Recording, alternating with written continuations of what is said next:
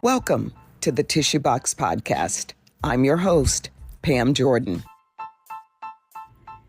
Welcome back to another powerful episode of the Tissue Box Podcast. Today, we're honored to welcome back a returning guest who truly needs no introduction, but we're going to give him one anyway. He's a legendary radio personality, a voice you've grown to love, and a heart that's even bigger than his presence on the airwaves. It's none other than Big Mike. Yeah, I hesitate, but because if you know me and you know him, you know us. So that's how we roll, right? So Big Mike is here today. He's here to talk about the need for a kidney, his journey with kidney disease. So we're going to be serious about the kidney disease situation, but we're also going to have some fun because that's just who we are. So again, we certainly hope that you enjoy this episode and that you'll be inspired and you'll be encouraged and you'll have hope. We're truly talking about people who are in desperate need of a kidney. So we welcome back Big Mike to the Tissue Box Podcast. Welcome, my friend. Welcome. Thank you for having me. So let's a lot has happened since the last time you've been on the Tissue Box Podcast. Mm-hmm. Kidney disease you've been dealing with for a number of years now. But before we get to that, let's talk about your situation with your job. Can we talk about that? Because that has changed drastically since the last time we've talked, and I know that had to be difficult for you. So let's talk about that and how that situation left you feeling. Absolutely. It left me empty. I feel like I poured so much into my job, and my job was so much a part of my identity, if that makes sense. Yeah. I felt like my entire life was that job. It left me empty. And initially I felt hopeless. And I was just like, well, God, like, what's left? You know, because like I used the job to shield so much of what I was really going through. I can understand that. And keeping busy kept me from my thoughts. It kept me from how I was really feeling. It kept me from what I was really going through. So I was fired November the 12th. The reason being was budget cuts. The company that I was working for went through and they slashed the position that I had across the country. And as they were doing it, because it wasn't just me and it wasn't recent. They've been doing it for a while, but I thought that because I had such a big job, I thought I was going to be safe. You know, I had the two markets, and I felt like, you know, because of which I thought I would be safe, but no, I wasn't. So November 12th came, and I kind of felt like it was going to be what it was before it actually happened, because my direct supervisor called me the day before and was just like, hey, you know, are you busy tomorrow? And I'm just like, no, you need to come in so we can talk. And I'm just like, we can talk now. Oh, no, we'll talk tomorrow. Just, you know, come in or whatever. So I called him that morning, and I just knew going in that this is what it was going to be. I had a feeling. You had a feeling? I had a feeling. So I go in, him and his boss, they were sitting there, and I've been fired before. So when you walk into a room and they got them 3 pieces of paper. Oh yeah. You know what it is. So she, the general manager, she started with, you know, fake asking me questions about my health and about my journey towards transplant. And I'm just like, well, I'm making strides. Thank God I got insurance. Why did you feel like it was Because fake? all along the way, it's been hell working. From being mandated to work through dialysis to having it was no walk in the park working with this disease that I have. So I felt along the way that they didn't care. So this was just the icing on the cake. So when I said, well, thank God I got insurance, she looked at my direct supervisor and he looked at her and then she was like, well, I'm just, going to get straight to the point. Because I don't like to beat around the bush and pussyfoot, as she said. And I was like, well, okay. And she said, well, we're going to have to let you go. And my heart just dropped. I'm like, huh? And she was like, oh, no, it's not due to performance. It's not due to anything like that. We love the work that you've been doing and da da da da da da da da.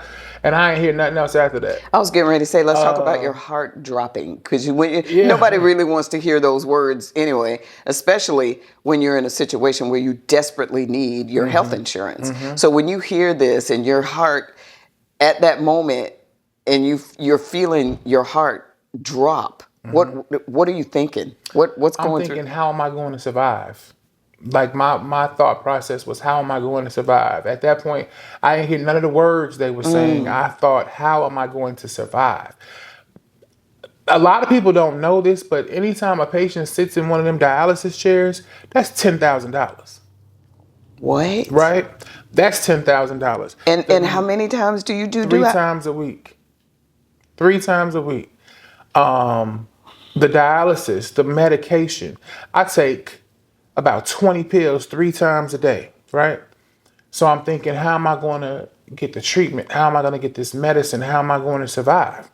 And then I came back and I was just like, God gonna see me through. And I got my stuff together and I tuned back into the conversation and I was just, like, okay.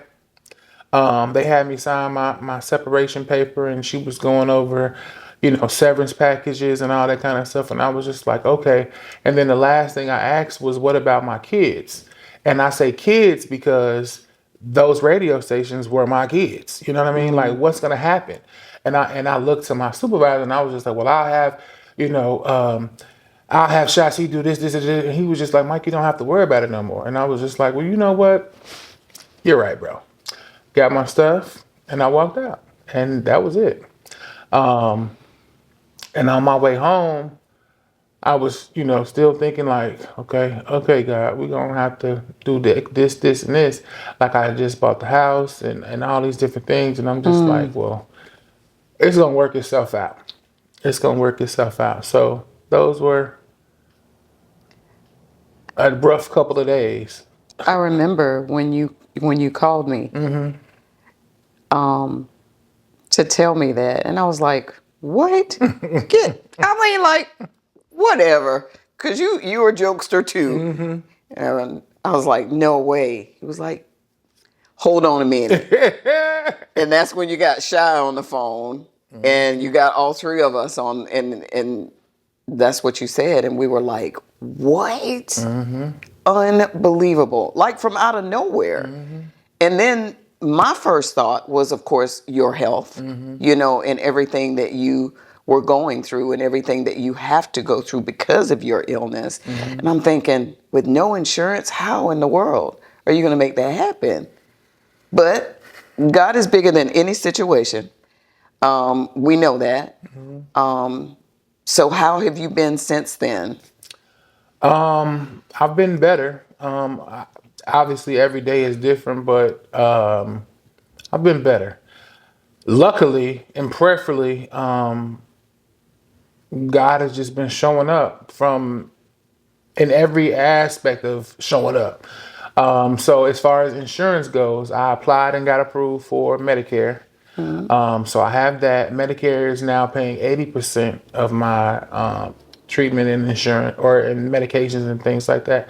And then I did another interview where I was talking about, kidney disease and the fact that I lost my job and I lost my insurance. And somebody spoke up and said that the American Kidney Foundation will pay for your insurance. So I applied for I got with my social worker at the clinic and we applied for that. And they are now paying the other 20% Wow. through Cobra for 9 months. So for 9 months, I have to not worry about how am I going to pay for medicine because I got fired November the 12th and this didn't start to January 1st.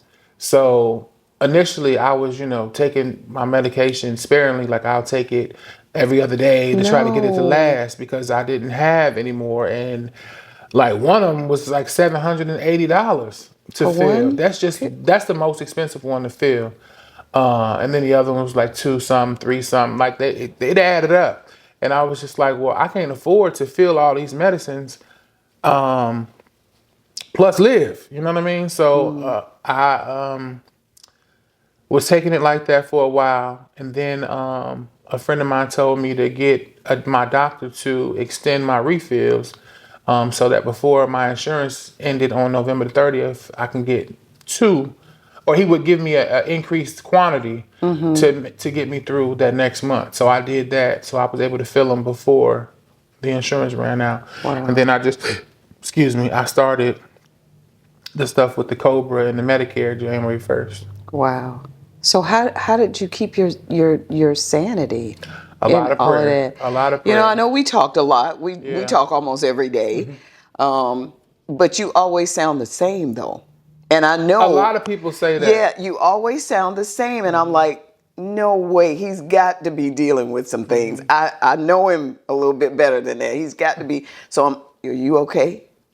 Let's go out. Let's go take a drive. Let's go eat. Let's go do something, to try to get your mind off of your situation. But knowing everything, that had to be tough, trying to dig yourself out of going into a depression, because with all of the events happening back to back to back, one after the other, you almost feel like, what am I can't take this. And you almost like want to give up.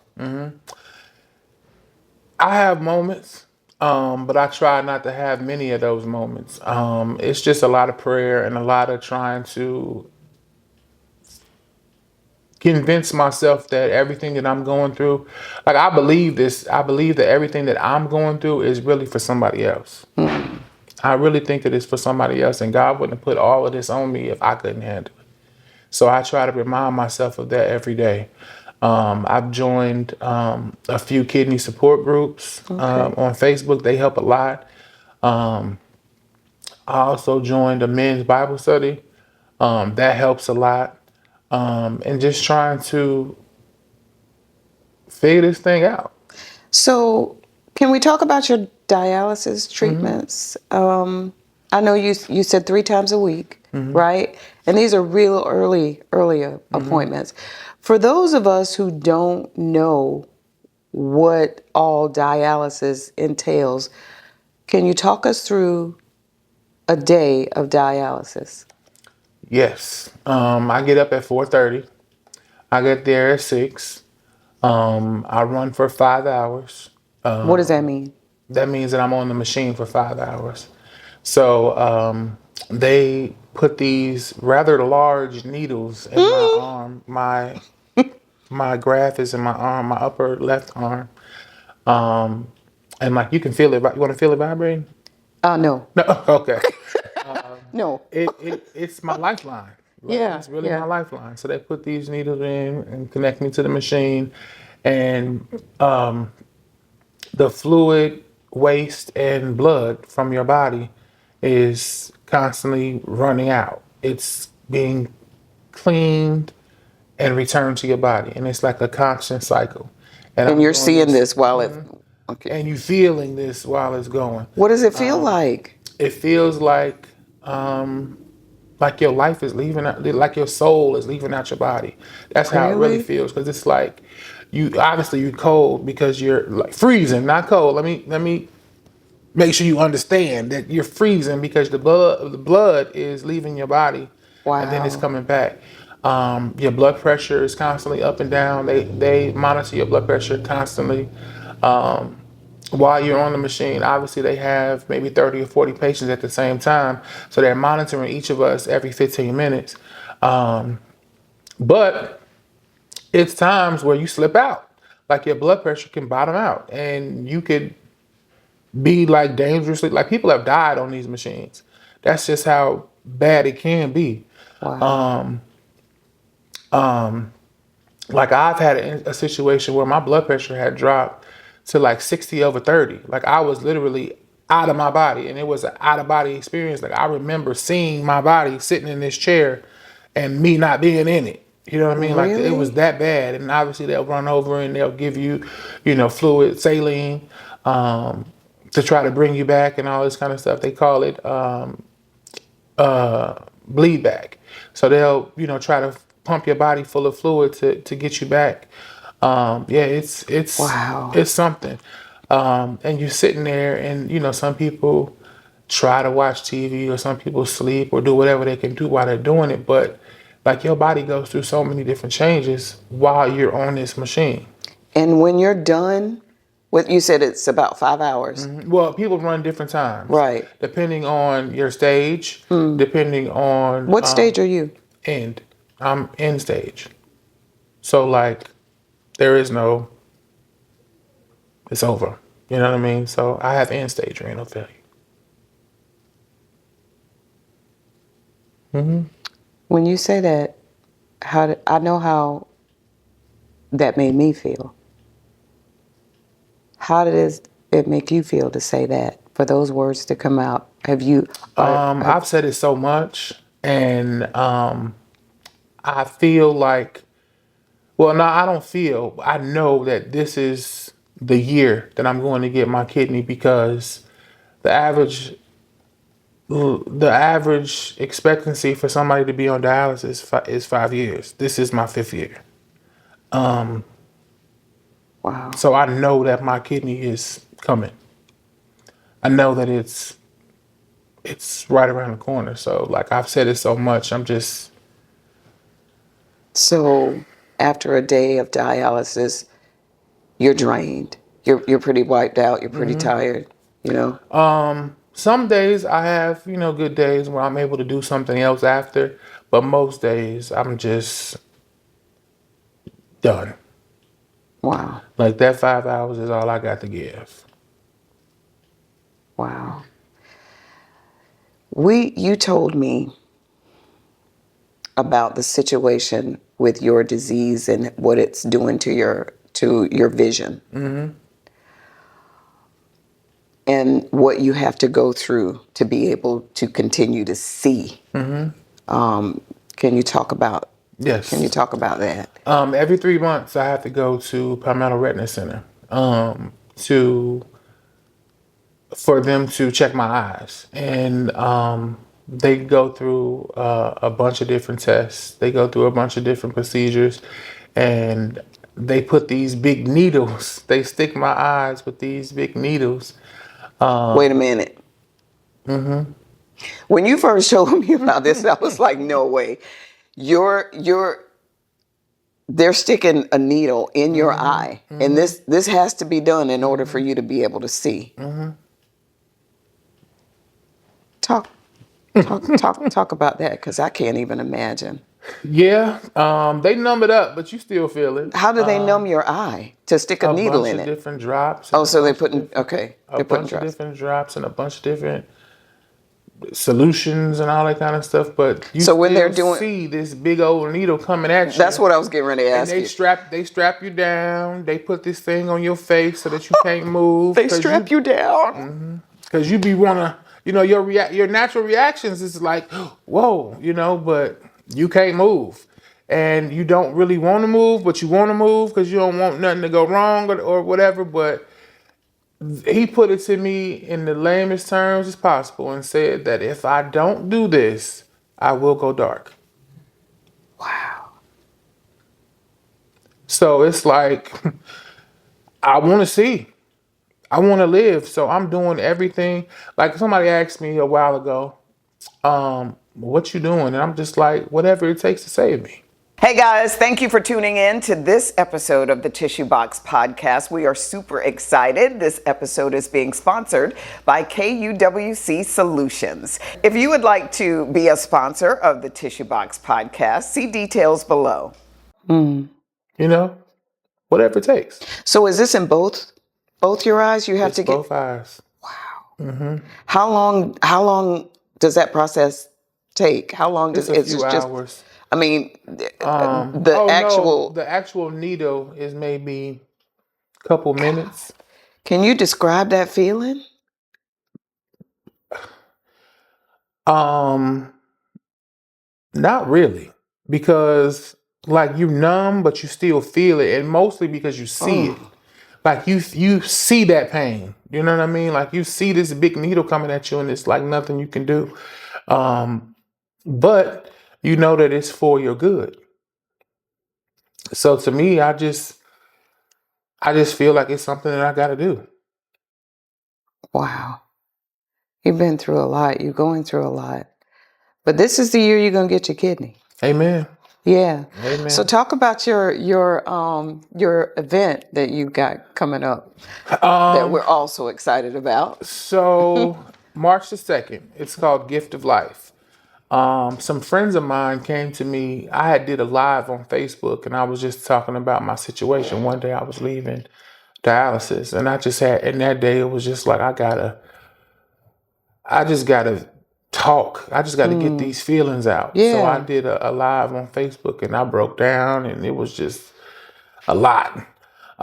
So a couple of days after that, 3 friends of mine came to me and was just like, we got to do something. Like we got to do something. Like you can't go through this on your own. So maybe we should do a fundraiser or something. And they got together and they brainstormed and they said, well, we need to do an event. And I'm like, okay, well, I'm with whatever you want to do. What you need from me. Yeah. We talked a little bit more. A day or two later, a friend of mine, Phil, who lives in Charleston, called me and was like, well, maybe we can have a brunch, or maybe we can have a dinner, or sell some fish, or do something to raise some funds. Nothing like a good old fish fry. Nothing like a fish fry. And I was just like, well, we can put that with this, and we can do a big event. And, March is National Kidney Disease Awareness Month, so let's do it in March. So we put all of that together and we came up with Gift of Life. It's March the 2nd. It's at a venue called The Hub in Madison, Wisconsin. It's going to be a 5-course meal. It's going to be a cocktail hour with complimentary wine. It's going to be a silent auction. It's going to be raffles. It's going to be a program. It's going to be dialysis patients giving their stories. Okay. It's going to be kidney transplant recipients giving their stories. It's also going to be a big awareness event where the senior director of the University of Wisconsin Transplant Center is going to be the keynote speaker. Nice. I've also teamed up with the National Kidney Foundation. They'll be on hand doing kidney screenings for people who may have kidney disease and don't not even know it. because there aren't any symptoms, especially when you're early stage. So it's like early detection can save your life. So it's going to be a wonderful evening. It's going to be a big event. Looking forward to it. Thank you. So do you think you just said that there's no symptoms for kidney disease, but we know that you are a diabetic. Diabetes and high blood pressure are the 2 leading causes of kidney failure. disease. Okay. So when I say there's no symptoms, oftentimes there aren't detectable symptoms, or you don't realize that your kidney, you may think it's something else. Like for instance, if it's pain in your lower back, you may think that, oh, my back hurt, or maybe I slept wrong, or maybe you dehydrated. But pain in your lower back could mean your kidneys are failing. Sleep can be a factor in kidney Really? disease. Yes. All kinds of things. Like for me, I noticed that there was a problem when I realized that I hadn't urinated in a couple of days. And I'm just like, well, A couple of days? yeah, I've lost my function completely now. But before, um, I was just like, man, I haven't been to the bathroom in a few days. And then it turned into a week. And then it turned into 2 weeks. Wait a minute. So you have the urge, you just You have the can't? urge, you just don't urinate.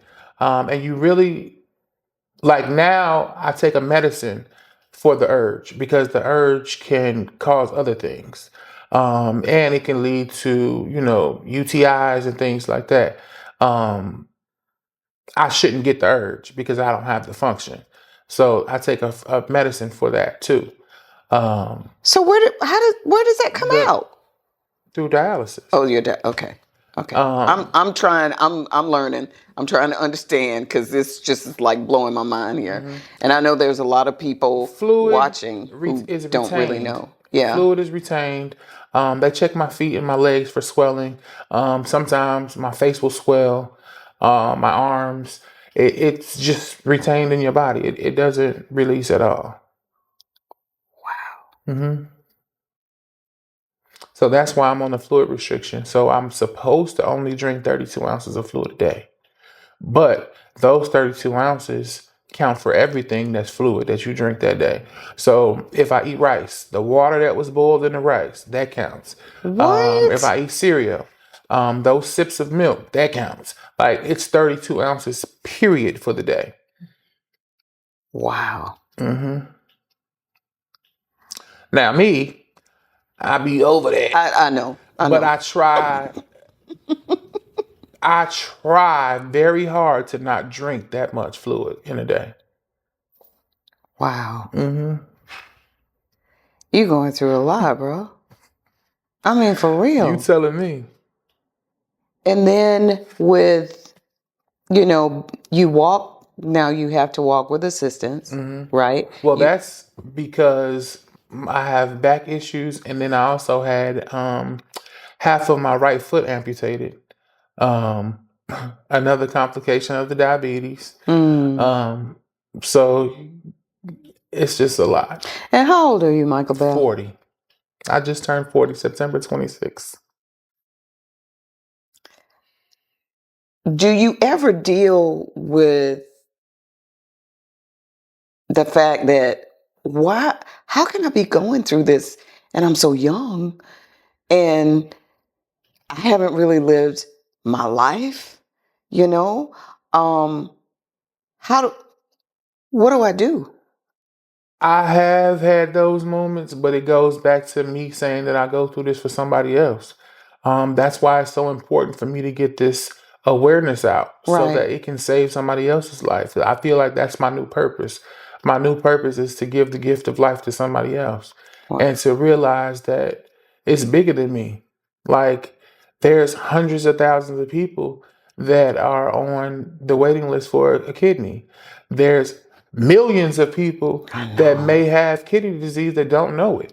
You know what I mean? 1 in 4 Black people, African Americans, will have kidney disease in their lifetime. Wow. 1 in 3 people, but 1 in 4 Black people will have kidney disease in their lifetime. You know what I mean? So it's like if it's 4 of us, one of us, well, obviously me is the one, but would have it. So yeah, Wow. it's my new purpose to get this awareness out and to understand and let us know Right. that this thing affects us more than anybody, and we're less likely to get the transplant. So let's talk about the transplant and the waiting list. How is that? That's got to be like nerve-wracking. It's very nerve-wracking. I've been dealing with this since 2020, and I've been evaluating since 21. So what are some of the things that they evaluate? They evaluate everything. The way I sit down, the way I stand up, What? how strong my hands are, how much strength I have, how wide my stomach is, how my BMI, how much I weigh dry, how much I weigh wet.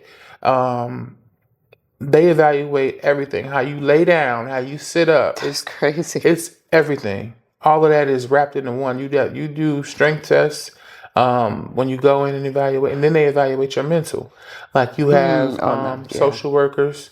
Like when you go in for an for each appointment is an evaluation. You go in, you see maybe 5 or 6 professionals that day. So it's like planning to do nothing else that day because you're going to be at this hospital all day seeing all these different people. But you do it with, the hopes that your number going to get called sooner than later, What is your number? I don't have one. I mean, them calling me to tell me that Where are you on the list? How does I'm that not work? on the list yet. I'm still evaluating to be on the list. What? Mm-hmm. Yeah. So when you're being evaluated to get on the list, you'll just get a phone call eventually that To says, say you passed all the tests, you're on the list. But the great thing about that is that from the moment you get on dialysis, that time counts. So like I've been on dialysis since 2020. All of this time counts. So when I Okay. get on the list, it'll be like I've been on for however long.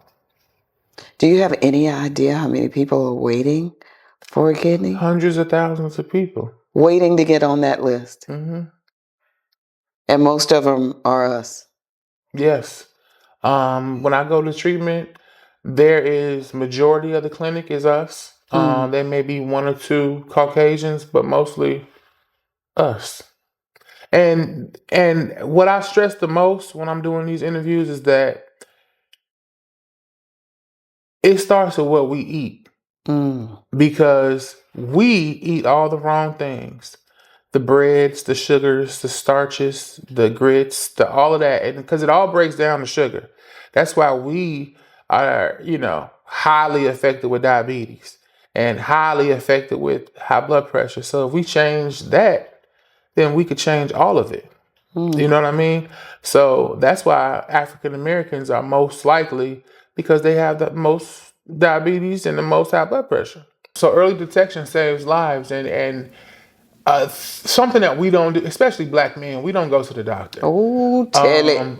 We do not go to the doctor for nothing. Why is that? You a black man. Tell us why. I don't know, because I go. Oh. I have no idea, but generally we don't go to the doctor. But when we do go to the doctor, or when we start going to the doctor, we got to ask questions. When we get there, don't just get there, but we got to ask questions and become our own advocate. And especially with kidney disease, there's 2 different tests that you can do.